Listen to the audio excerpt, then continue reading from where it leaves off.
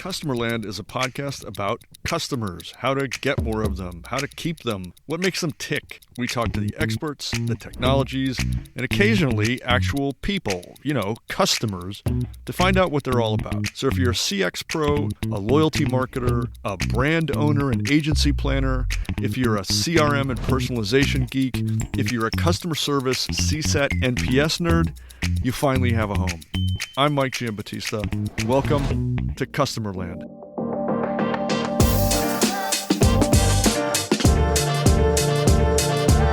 Today I have the pleasure of speaking with Laura Wronski, Director of Research at SurveyMonkey, formerly Momentive, formerly SurveyMonkey, and back to SurveyMonkey again.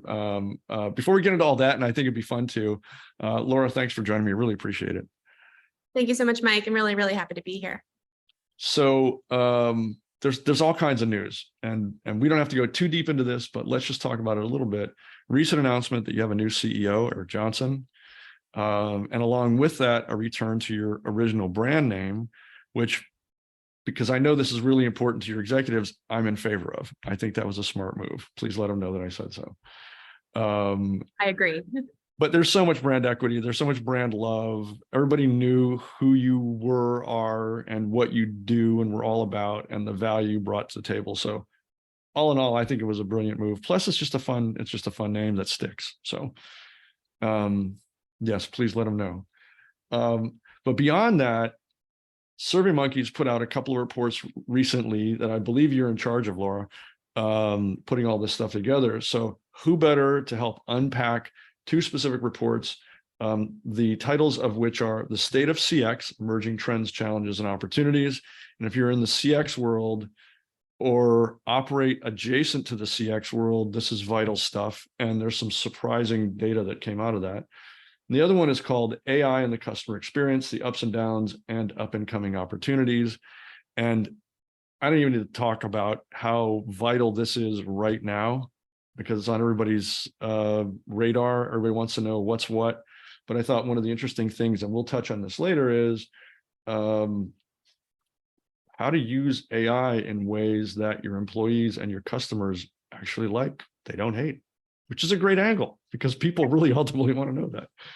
Anyway, so just for context, can you tell us about your role at SurveyMonkey, how you do what you do there? Yeah, of course. So I will say I joined SurveyMonkey back in 2015. So I'm very much in favor. I think the SurveyMonkey brand is a strong one. We have a long history at this point of putting out interesting research and helping customers use our platform and our product to do whatever they're trying to do. So if they're CX professionals or HR professionals or market researchers, they will be able to find a way to use SurveyMonkey to pull together interesting insights that help inform their decisions. I manage our research team. We are responsible for both kind of doing research that kind of demonstrates what you can do using our platform, but also we do research to help kind of move the product forward, develop new insights, come up with interesting questions that we can ask ourselves that will help create something like a State of CX industry report that helps CX professionals understand their own pain points, put that in reference to others, understand their customers' pain points so that they can, change up the way that they do things. And then we also, as part of our research team remit, we manage some external media partnerships and academic partnerships. So we work with media outlets like NBC, CNBC, Wall Street Journal, and others to field interesting, data on timely topics. Oftentimes that might be something related to, the business decisions, the economy, politics, things that people are thinking about. And we're always using the SurveyMonkey platform to do that. Is that all you do there? Okay. That is what we do. Yeah, that's right. That's a lot. Well, let's dig in a little bit into the State of CX report. I think one overarching theme that I pulled out from the data was that there's a massive disparity between what executives, let's just say them broadly, executives think their customers know and want and expect versus what their customers actually think and know and expect. And three specific data points here that are basically each one of them is a jaw dropper, I think. but I'm just going to read them off here, and then if it's okay with you, let's just talk about what's behind each one as we go. Yep. First one, 63% of CX and digital marketing pros say that AI has a positive impact on their customer service. Only 25% of consumers expect AI to positively impact their experiences. 63% of executives versus 25% of consumers. That's a big disparity. That's a big gap. What do you think's behind that? I mean, I think it's one of those situations. I think this happens in a lot of different circumstances, right? I think businesses and professionals are experts in a certain field. They feel like they're doing all this work, they're putting all this effort, they're spending all this time and resources on this one specific thing, and they think it will immediately have an impact on their customer base or their audience or their employee base or whoever it is. So I think in this particular context, that's the disparity that we see, you know, that 63% of CX and digital marketing professionals, you know, expect AI to positively affect the customer experience. I would say 82% also say it's a priority for their company. So like, this is the big thing that they are working on, but then does it actually translate to changing the customer experience? And maybe like, it might not be an immediate, you know, effect that takes place. So as you said, 25% of consumers expect that AI to positively impact their engagement, and 32% expect it to have a negative effect on their engagement. So they're not, it just doesn't match up. They aren't seeing the intent translate to direct consequences immediately. The actual, yeah. And to be fair, this is anticipated effects too. Sure. So, you know, you and I operate in this world, so to speak. We're probably a little bit more familiar with what AI can do right now and have some view to what it could be doing in the near future.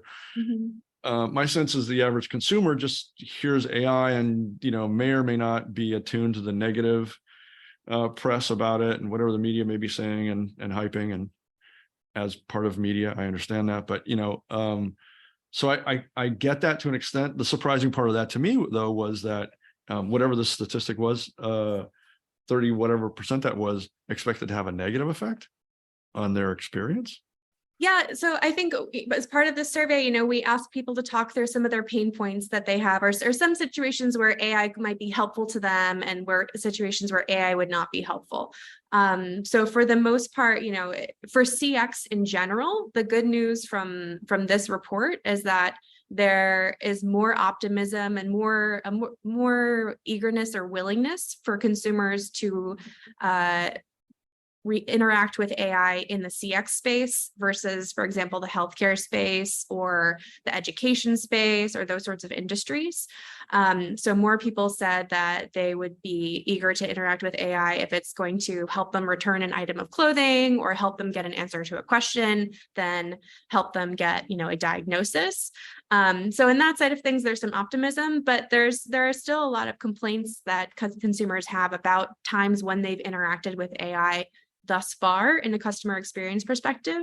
I think, you know, that original stat that you mentioned, that kind of disparity between the optimism that professionals have and the pessimism that consumers have is probably due to the fact that, you know, CX professionals can kind of see around the corner a little bit. Right. They know what's coming and they know all of the things that are difficult for them to do in their jobs, you know, to incorporate all of this feedback from consumers all of the time, to kind of, you know, act quickly on, you know, my bill didn't go through, or I paid, it says that I paid and I didn't, or, you know, vice versa, or whatever it is. And AI can act more quickly on that than a human can. And they know that the developments that are coming versus consumers are just thinking, you know, like, oh, that one time when I had so what? Yeah, like that wasn't great. I would rather just get someone on the phone. Right. So that's a tricky point. Yeah. And it would be interesting too. I don't know if you have this data, but you know, to find out when you say AI in this context to a consumer, what are they thinking of? And maybe they're just, as you mentioned, just thinking of past experiences with a chatbot that were suboptimal. Because let's face it, up until very recently, they kind of all were. Many of them were. Yeah. Yes, that's true. Yeah. Let me move on to another statistic. In 72% of CX and digital marketing pros say the level of customer experience their company provides rather, has improved following the pandemic, and only 27% of consumers agree. Mhm. That one is kind of incontrovertible, and there's no, I don't know how you can recontextualize that statement to make it anything but, oops, there's a disparity here, Yeah. Yeah. I think one thing I would add on to that. So yes, I think we've seen the impact of COVID, we're 3 years away from March 2020. So we're kind of all used to this new space, but it's important to go back and think, how did this affect the way that we deal with, that we interact with brands that we're buying from, or companies that we're working with, or just how we go about our daily lives. And what this report shows is that there are still effects that are kind of trickling down from COVID, even 3 years later. So a stat that I would add on to the one that you shared is that 46% of consumers say their expectations for service and customer experience have remained the same. But if you ask CX professionals, more than about 3 in 4 say customer expectations have increased as a result of COVID. So there's this kind of, it's both sides that are kind of disagreeing on how much COVID has affected things. So CX professionals are saying, hey, everyone has much higher expectations of us now than they did in, say, December 2019. Whereas at the consumer level, you kind of don't realize that. You just think like, oh, like I need an answer right now, I need my Amazon delivery tomorrow. I need this. And it's just kind of the new way of doing things. So we've gotten used to this heightened expectation that we didn't have before. I was privy to some research a couple of months ago that analyzed customer expectations on a category by category basis. And what they did, this is really interesting, and I think kind of fits here. What they did was they surveyed to create an ideal customer expectation set on a certain category, say automotive.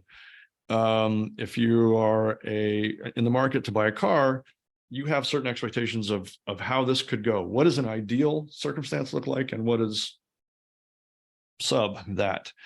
And then they surveyed and evaluated brands and how they met those ideal expectations. And their view was, their data pointed to what the CX professionals are saying, is that consumer expectations are in fact increasing at an increasing rate, which effectively left most brands in most categories with a widening gap between what those consumers expected in the category versus what the brand was able to provide. Just kind of always increasing. Yep.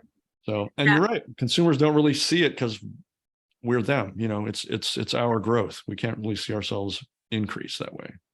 I mean, I think that's exactly true. I think the data in this report bear that out as well. And I think from a consumer level, you're kind of constantly comparing each experience with the best experience that you've had. So, maybe before the standard was to not get a response from a company, if you file a complaint or have a question for a few days. And now that just everything accelerates. Once one company can respond within minutes or hours, everything else compared to that becomes bad, So it's hard to keep up. It's hard to keep up. Yep. You heard it right here from Laura Wronski. I mean, she knows. I want to take a quick break from the conversation to tell you about one of our sponsors. What could you achieve if you knew what your customers expected ahead of time? What if you could know what customers expect by category and by brand 12 to 18 months ahead of traditional brand tracking methods? And what if you could know exactly where to adjust and where to spend in order to derive the most benefit every time? A customer expectation audit allows you to identify areas that require strategic reinforcement, as well as pinpoint which values will contribute most to an emotional bond with your brand, and optimize accordingly. Customerland has partnered with Brand Keys, the world's oldest loyalty-focused consumer research firm, to bring real-world customer expectation audits to brands, brand managers, and to CX practitioners everywhere. Want to know where your brand stands and exactly what to do about it? Go to expectationaudit.com. That's expectationaudit.com and download a sample audit today. 86% of CX and digital marketing professionals say their customers receive a personalized experience all or most of the time, and yet, and this was the kicker, only 8% of consumers feel they receive a consistently personalized experience. That's a big disparity. That one indicates some serious failure on the part of CX professionals. And I don't know how you reconcile that. I think it gets back to, we talked, at the beginning about how you can put all of this work into, your new email flow or, a new website that you're building that will take people through the exact right path.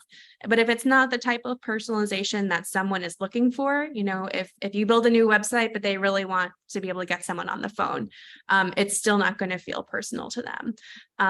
So I think there's still just this gap. I think, it takes some time for these new behaviors to be built. In the report, we include some examples of, suggested ways to try to personalize your experience for people. So I actually think that there's a lot of opportunity for AI to play a bigger role here because, you can kind of get more creative and come up with new ways to personalize things. But, leveraging your customer data and insights, personalizing promotions and discounts, really empowering your customer service team. Those are all kind of some of our recommendations for how companies can take, different types of initiatives, through different channels that they have available to them to increase that personalization. And I think that what works for one company might not be the right solution for another. Right. I mean, it wasn't that long ago that personalization just meant having your first name on an email. Right. Exactly. Which, if that was ever effective, it was before my time. I'm old, but not that old. Yeah. And you're right. Kind of along with the other topic we were talking about was just, expectations increase, and that's the same for personalization expectations. We anticipate now being treated like we are the center of the conversation, which as customers we should be. If it's okay with you, I'd like to turn the attention right now to the AI report. Yes, we've already talked about AI to an extent, but this one is so timely. And in addition to serious amounts of water cooler topics that you can find here, it's actually really important. If you're a CX professional and again, adjacent professions that deal in customer engagement, this is great stuff. It's just great stuff. So I'm going to again start off with a killer stat. The impact of customer service chatbots on NPS, and Tracy gave me the answer. It's your fault, Tracy. NPS is 72 points higher for human service agents than it is for AI. Right. And yet, the entire investment community is running as fast as they can towards AI enterprises. Yeah, so this was a fun one. We tried to come up with NPS is such a key metric for CX professionals, right? So it's the industry standard. It's what everyone relies on to measure the success of not only their CX programs, but their business health overall. We really wanted to kind of tease out, can you measure the effect of having an AI versus a human handling, these CX questions? So we asked everyone who responded to the survey, thinking about the last time you interacted with a human and thinking about the last time you interacted with an AI customer service agent, how likely is it that you would recommend that company to a friend or colleague? So we have the same question asked two different ways of everyone. And we found that the NPS score for people who had interacted with an AI customer service agent was -66. Not a great NPS score. No. The score for those who interacted with a human customer service agent was a 6, which is also not a great NPS score. Yeah. Let's be clear about that. A lot of opportunity there. Yes, but a lot of opportunity in both, but just the discrepancy there at these very early stages of AI being used in the CX world. So, let's think about in this particular example, if you are having a problem with your bank account and you are, trying to use the chatbot function to get an answer to, whatever problem you're dealing with. if you can tell it's an AI, or if you know it's an AI, you are much less likely to recommend that bank that you're working with than if you call someone and get a human on the phone and help them work through your problem with you. So that shows up, in the NPS score itself. I'll also say there's obviously a substantial difference in the percentage of people who are promoters versus detractors for each of those. So for the respondents who answered the question about dealing with an AI customer service agent, just 10% of people ended up being promoters for that brand versus 38% of promoters for when they got a human customer service agent. Similarly, 76% of people who thought about the time that they dealt with an AI customer service agent ended up being detractors versus 32% who ended up being detractors for a human. So, I mean, obviously you can tell there's going to be that big disparity just from the NPS score alone. But I think that there's just a strong negative sentiment for the way that AI has been used for customer experience thus far. And that's even relative to the fact that most of the time when people are dealing with the customer service, it's oftentimes a challenging experience. So there's already lots of room for improvement there. Right. Do you think that those data points have more to do with the fact that we're talking about the realm of customer service, which outside of customer service itself, has a really negative perception overall? Yeah, I think thus far, the way that people are incorporating AI in their CX, plans overall is mostly, on the customer service sort of level. We did ask people in this report, kind of different types of scenarios when they might be interested in having AI help them. So walking through a product feature or a website, finding personalized deals, resolving customer service issues.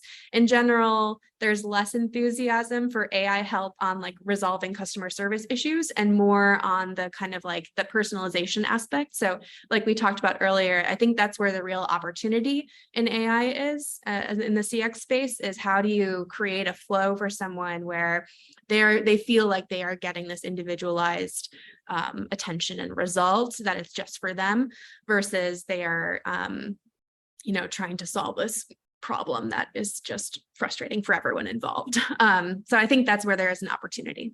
It's going to be fun to watch and see how that develops. Right. In your report, you're able to uncover what you call innovative AI use cases that customers are excited about. We've talked about what they're not excited about. Where do you think customer excitement resides? Where is it pointing? I mean, that there is a lot of opportunity in the CX world in general, right? So we have, I think I mentioned before, in CX versus in medicine or in marketing, there is more desire to have AI be involved. So for example, in our report, we found that 69% of people say they would be uncomfortable using AI to get medical advice or how to invest their savings. However, 65% are comfortable with using AI to help with ordering food or beverages, which is kind of in the CX space, returning an item, which is in the CX space in some cases. So like there's some opportunity there. I would say more than kind of specific use cases or like industries or segments like that, what we found is that when people are looking to interact with a human, they are more interested in having, they have different priorities than when they say they're willing to interact with an AI. So when they are eager to interact with an AI, or the people who say that they would prefer to interact with an AI, 41% say that they think an AI has better availability than a human. 37% say that AI would be able to address their issues faster, and 30% say it would be able to provide more accurate information than a human would. On the flip side, when people prefer a human over an AI, they say 61% say it's because a human understands their needs better. 53% say it's because a human provides more thorough explanations. 52% say it's because a human is less likely to frustrate me. And 50% say a human gives me more options to address my issues. So it's really just like, they're kind of mirror images of each other. If you prefer an AI, it's because you value speed, you value the kind of the accuracy and the maybe lack of bias that an AI would provide. if you prefer a human, it's because you're looking for someone to, you know, kind of that empathy quotient that an AI thus far is missing, that you want someone who understands your needs.